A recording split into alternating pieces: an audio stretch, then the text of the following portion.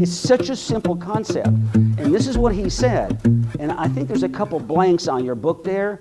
He said in 7 seconds of contact, you make 11 impressions on a person when you meet them for the very first time. 11 impressions in 7 seconds. So I'm curious, what do you think they would be? What kind of impression does somebody make when you meet somebody? 11 impressions in 7 seconds? I was thinking maybe 11 impressions in 15 seconds. Have you ever seen a person before? You didn't get within 100 feet of them, but based on the way they were dressed, you judge that person? And when I see young men that wear their pants really low, I really have to not say anything. I know it's not good to say it, but I judge people based on their hair, if they have it. How they dress. But here they are. I'm going to give these 11 because we don't have the time to really get into groups and do this. 11 impressions in 7 seconds. The first one is clean, and the second one is attractive. That doesn't mean you have to be a beautiful person. Clean and attractive means the impression of what you're looking at. Have you ever been to a restaurant that you heard was really good, and when you walked in, you felt like you were going to stick to something if you stayed there for too long? There was plates on the table, or they make you wait, or there's a spot on the floor.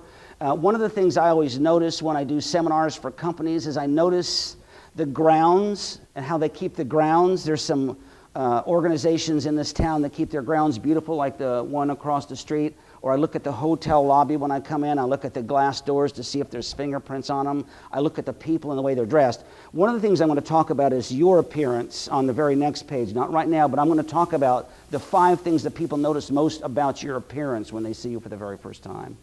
Number 3 is credible. Are you a credible person? Number 4 is knowledgeable. Are you supposed to be there? Credible and knowledgeable. Have you ever asked for help in a place, in a store, and you knew right off the bat you asked the wrong person? They just had no... Have you ever had people say, I don't really know, I'm thinking maybe even possible, you might even have seen folks like this, right? I have no idea, I'm new here. Have you ever had somebody say, well, I don't know, I'm new here? Then what's the next thing you say? And find someone who can help me out. So, how do you convey friendly in 7 seconds? Smile. It's a smile, isn't it? Have you heard that it takes fewer muscles to smile than frown? But I tell you, it's easier said than done, because when you get old, there's a whole bunch of extra skin you have to lift up at the same time. It's not like when I was really young. I'm going to tell you a story about this smiling thing in just a minute. It's actually a true story. Number 7 is helpful.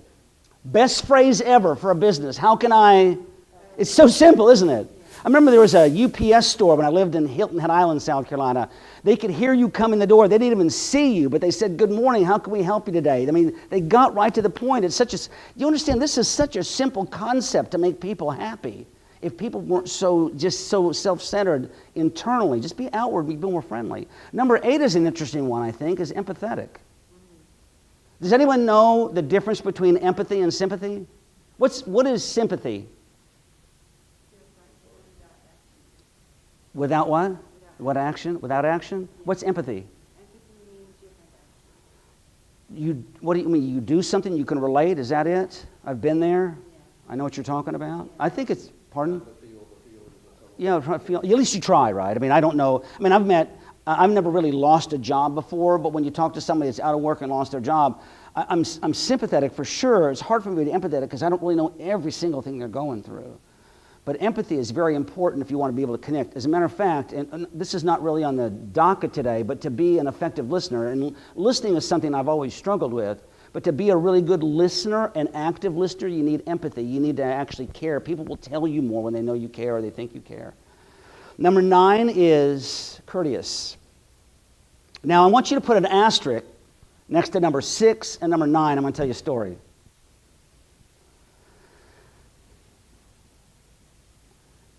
This was 1994, living in Hilton Head Island, South Carolina. I was in Toastmasters. I'm going to tell you this story about Toastmasters later. Has anybody ever been to Toastmasters, a Toastmaster thing before? I was in for 13 years. I had a member, a lady in the club, whose husband worked in the service department of an automobile dealership. He's the guy, if you take your car in, he's in charge of the people that come out and ask you what's wrong with your car. In just a few years, he took that dealership to the top 0.5% of customer service in the entire United States for that brand of car. And in about 4 or 5 years, another company hired him away, gave him more money. He did the same thing with them, stayed about 4 or 5 years, then another company hired him away. Make a long story short, after 18 years, the original dealership hired him back, gave him a 6-figure income, and the owner gave him 1/8 of the dealership if he'd make a commitment to not leave. I said, "What's your secret? What did you do?" He said, "I simply just told the people who work for me to be courteous and smile at people." He said, "That's all we ever did." When you got your car, when they worked on your car, they took a picture of you. Now, this is back in the day when they had, remember Polaroid pictures? They took a picture of you, and they put it on the rear view mirror of the car, so the car had an identity. It just wasn't a car.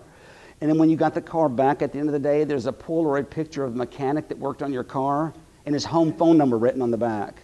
Call if you have any problems. And people were leaving their cars to have them worked on this place, but it's just such a simple concept. This is what I try to get people to understand.